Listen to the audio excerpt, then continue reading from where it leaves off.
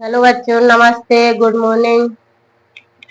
आज कक्षा 9 का गणित प्रश्नावली 1.2 दूसरी क्लास है, क्योंकि अपन पूरी थ्योरी पढ़ चुके हैं और इम्पोर्टेंट क्वेश्चन भी कर चुके थे। अब प्रश्नावली पे आते हैं। तो क्वेश्चन नंबर 1 देखते हैं। आपको बुक लेके बैठना है, ठीक है, क्योंकि इतना लिखने का समय नहीं रहता है, तो हम आपको समझा देंगे। देखो, पहला क्वेश्चन है, नीचे दिए गए कथन सत्य है या असत्य है, कारण के साथ अपने उत्तर दीजिए। अब पहला क्वेश्चन क्या है? पहला क्वेश्चन है इसका, प्रत्येक अपरिमेय संख्या एक वास्तविक संख्या होती है। प्रत्येक अपरिमेय संख्या एक वास्तविक संख्या होती है। तो मैंने बताया था कि परिमेय और अपरिमेय संख्याओं से मिलकर वास्तविक संख्या बनती है। तो ये क्या हो जाएगा? सत्य हो जाएगा। क्या हो जाएगा? सत्य हो जाएगा। इसका कारण क्या लिखोगे आप? इसका कारण भी तो लिखना है। तो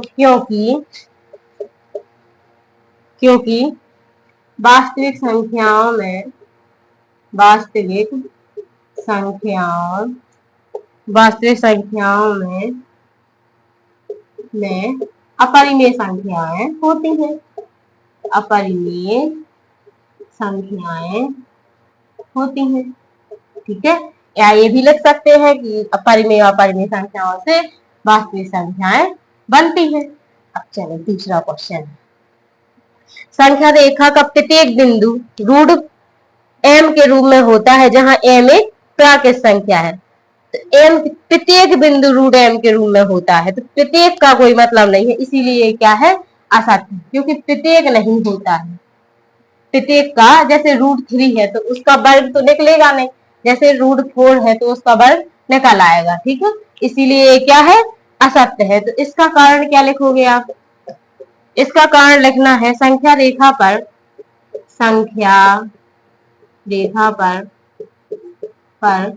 धनात्मक धनात्मक तथा ऋणात्मक ऋणात्मक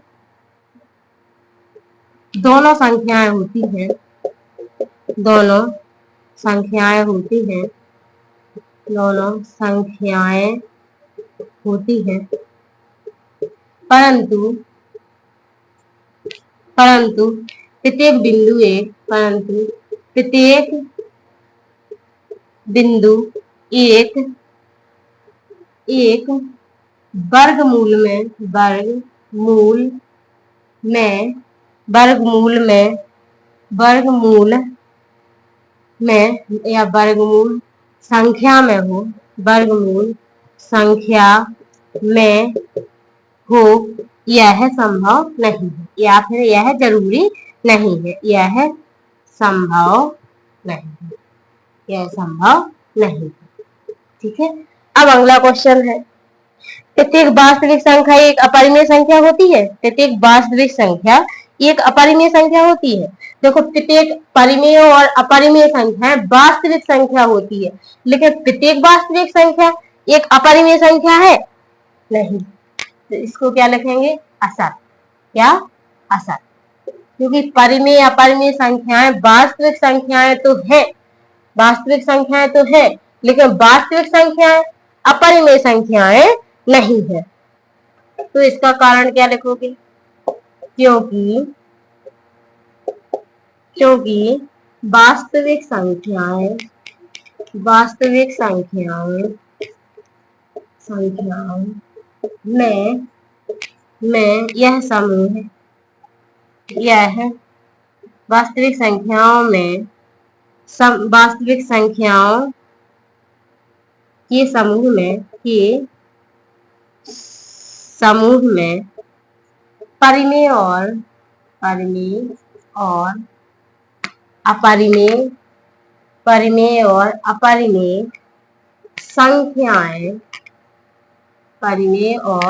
अपरिमेय संख्याएं दोनों होती हैं। दोनों होती हैं। केवल अपरिमेय संख्या नहीं होती, केवल अपरिमेय संख्या नहीं होती। नहीं होती है। ठीक है, तो तीसरा क्वेश्चन समझ में आ गया हो। क्या प्रत्येक वास्तविक संख्या एक अपरिमेय संख्या है? मतलब उन्होंने ये बोला कि प्रत्येक वास्तविक संख्या एक अपरिमेय संख्या है, तो अपना उत्तर दिया कि प्रत्येक वास्तविक संख्या परिमेय और अपरिमेय दोनों होती है, तो केवल परिमेय नहीं हो सकती, केवल अपरिमेय नहीं हो सकती और केवल परिमेय भी नहीं हो सकती। ठीक है, दोनों होंगे। चलो अब क्वेश्चन नंबर 2 पर चलते हैं। क्वेश्चन नंबर 2 पर जो ना समझ में आए वो कमेंट बॉक्स में जरूर बताना। ठीक है, हाँ, क्योंकि देखो बहुत मेहनत से पढ़ाते हैं आप लोगों को। अब क्वेश्चन नंबर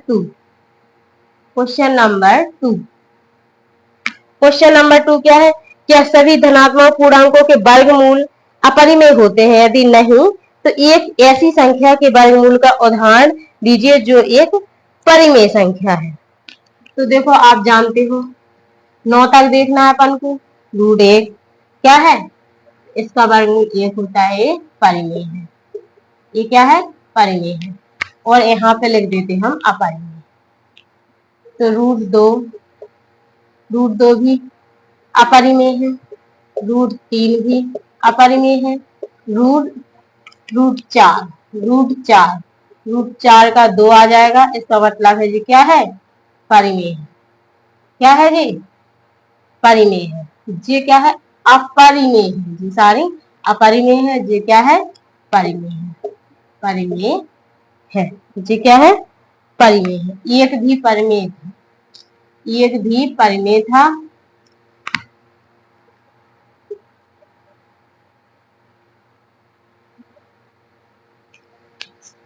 इस सब गड़बड़ हो गया। देखो यहाँ पे लिखेंगे परिमेय संख्याएं, परिमेय संख्याएं 9 तक लिखनी है, और यहाँ लिखेंगे अपरिमेय संख्या, अपरिमेय संख्याएं 1 से 9 तक लिखनी है। तो परिमेय में क्या आ जाता? रूट 1 आ जाता, क्योंकि इसका वर्गमूल 1 ही होता है।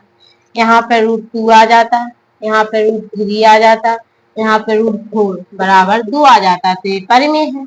इसके बाद रूट 5, रूट 6, रूट 7 और रूट 8 और यहाँ पे रूट 9 आ जाए, क्योंकि इसका वर्गमूल 3 होता है। आपको समझ में आ गया होगा। अगर समझ में आता हो तो हमारे चैनल को लाइक और सब्सक्राइब जरूर करना, क्योंकि इससे हमें मोटिवेशन मिलता है कि हम कैसा पढ़ा रहे हैं, बच्चों को समझ में आ भी रहा है या नहीं आ रहा है।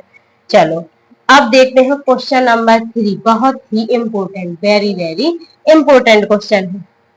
दिखाइए, और बहुत सरल है। दिखाइए कि संख्या रेखा संख्या रेखा संख्या रेखा पर रूट 5 संख्या रेखा पर रूट 5 को संख्या रेखा पर रूट 5 को किस प्रकार निरूपित करते हैं? किस प्रकार निरूपित करते हैं? निरूपित करते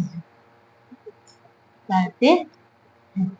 ठीक है, आपको रूट 5 को दिखाना है कि संख्या रेखा पर कैसे प्रदर्शित करते हैं। देखो ये है आपकी संख्या रेखा, ये है एक संख्या रेखा जो 0 पे ये है, और इसके बाद ये 1 है, यहाँ पे 2 हो जाएगा, यहाँ पे 3 हो जाएगा, यहाँ पर 1 हो जाएगा माइनस का, यहाँ पे माइनस का 2 हो जाएगा। ठीक है, तो 1 ही रहने देते, क्योंकि लाइन ज्यादा बड़ी, बोर्ड है हमारा छोटा। तो सबसे पहले यहाँ चलते 1 पर, तो यहाँ से देखो यहाँ तक की दूरी 1 है और ये भी 1 है। ठीक है, तो सबसे पहले ओ, इसको ए नाम दे देते हैं, इसको क्या देंगे? बी नाम देंगे। तो ए ओ बी से, तो ओ ए बराबर क्या लिया? 1, और ए बी बराबर क्या लिया? 1, और ओ बी निकालना है। क्या निकालना है? ओ बी निकालना है। तो समकोण त्रिभुज जिस कोण को लेते हैं उसको क्या कहते हैं? बीच में रखते हैं। तो समकोण त्रिभुज ए ओ बी से, समकोण त्रिभुज ए ओ बी से। ठीक है, ए ओ बी में पाइथागोरस प्रमेय, पाइथागोरस सभी में लगना है, कम से कम 4 स्टेप होंगे पाइथागोरस प्रमेय से। पाइथागोरस प्रमेय क्या कहती है? ये क्या है? ये क्या है? कर्ण का वर्ग, कर्ण का वर्ग, कर्ण का वर्ग बराबर लंब, लंब का वर्ग प्लस के आधार का वर्ग, आधार का वर्ग।